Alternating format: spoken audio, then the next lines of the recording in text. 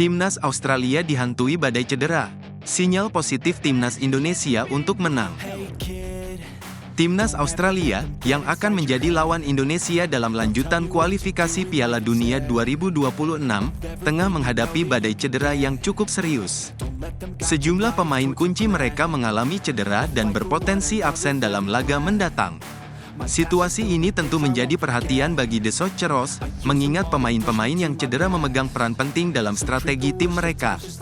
Berdasarkan laporan dari berbagai sumber, ada 7 pemain yang saat ini tengah menjalani perawatan akibat masalah kebugaran. Mereka adalah Kusini Yengi, Portsmouth, Thomas Deng, Yokohama F. Marinos, Harry Soutar, Leicester City, Jordan Bos, Westerlo, Conor McCalvo, Seth Pauli, Nestori Irankunda, Grasshopper FC, dan Alessandro Sirkati, Parma. Di antara nama-nama tersebut, absennya Kusini Yengi dan Harry Soutar dianggap sebagai kerugian terbesar bagi Australia, mengingat peran vital mereka di lini pertahanan dan serangan. Soutar, yang memiliki postur menjulang setinggi 2 meter, dikenal sebagai benteng kokoh di lini belakang Australia. Sebelumnya, ia pernah menjebol gawang Indonesia lewat sundulannya dalam Piala Asia 2023. Sementara itu, Kusini Yengi tampil impresif dalam babak kualifikasi dengan mencetak 2 gol ke gawang Bahrain, yang menyelamatkan timnya dari kekalahan. Kehilangan mereka tentu sedikit mengurangi kekuatan Australia, tetapi tidak serta-merta membuat laga melawan Indonesia menjadi mudah bagi skuad Garuda. Meski badai cedera melanda, Australia tetap menjadi tim kuat dengan kedalaman skuad yang merata. Mereka memiliki banyak pemain berkualitas yang siap menggantikan para pemain yang cedera. Selain itu, faktor tuan rumah juga menjadi keuntungan besar bagi The Socceroos. Oleh karena itu, meskipun peluang Indonesia untuk menang sedikit meningkat, mengalahkan Australia di kandangnya tetap menjadi tantangan berat. Siapkan taktik melawan Iran. Indra Syafri inginkan hasil positif di laga perdana.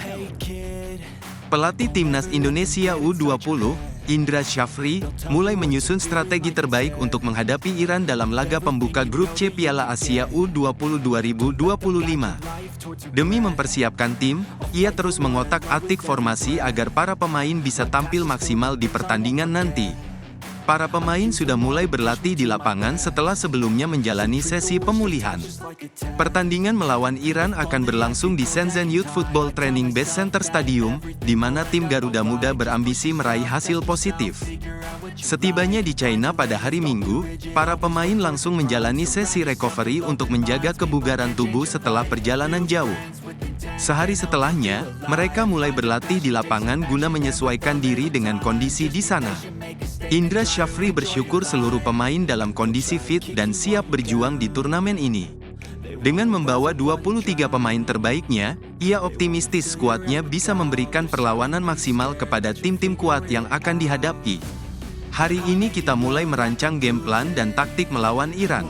Pemain juga sudah beradaptasi dengan cepat terhadap suhu di sini.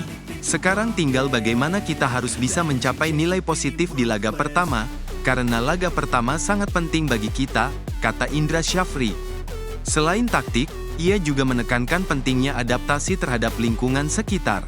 Menurutnya, para pemain cukup cepat menyesuaikan diri dengan suhu udara di China. Laga melawan Iran menjadi ujian pertama bagi Timnas Indonesia U20, dan Indra menegaskan bahwa hasil di pertandingan pembuka akan sangat berpengaruh terhadap langkah mereka selanjutnya. Setelah menghadapi Iran, Garuda Muda masih harus melawan 2 tim tangguh lainnya, yaitu Uzbekistan dan Yaman.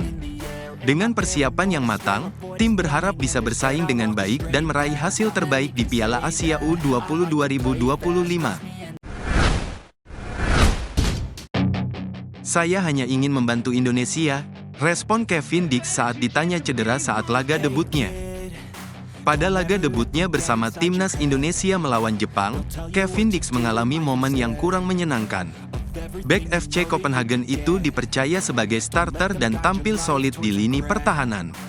Ia berduel sengit dengan Kaoru Mitoma dalam pertandingan tersebut. Namun, keberuntungan tidak berpihak kepadanya ketika ia mengalami cedera di tengah laga.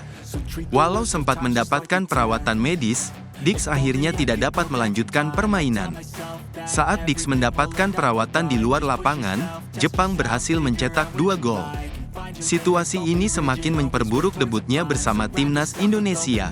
Akibat cederanya, ia harus ditarik keluar lebih awal dan digantikan oleh Sandy Walsh pada menit ke-41. Mengenang momen tersebut, Dix mengaku bahwa apa yang terjadi padanya terasa seperti sebuah kesalahan yang bodoh.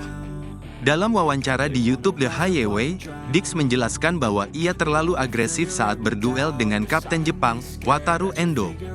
Ia ingin menunjukkan kemampuannya dengan merebut bola, meskipun peluangnya sangat kecil. Menurutnya, tindakan itu cukup naif karena bola tersebut memang sulit untuk direbut. Sayangnya, keputusan tersebut justru membuatnya cedera dan harus keluar dari pertandingan lebih awal.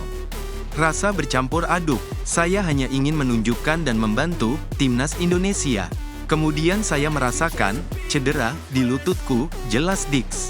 Dix berharap bisa segera pulih agar dapat tampil di pertandingan berikutnya melawan Arab Saudi. Namun, pemulihannya tidak berjalan secepat yang diharapkan.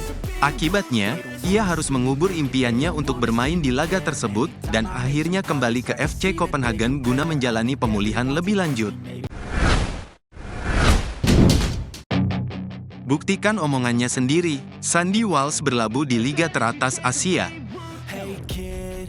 Setelah jarang mendapat kesempatan bermain secara reguler di KV Mechelen dalam kompetisi Jupiler Pro League Belgia, Sandy Walsh akhirnya memilih untuk mencari tantangan baru.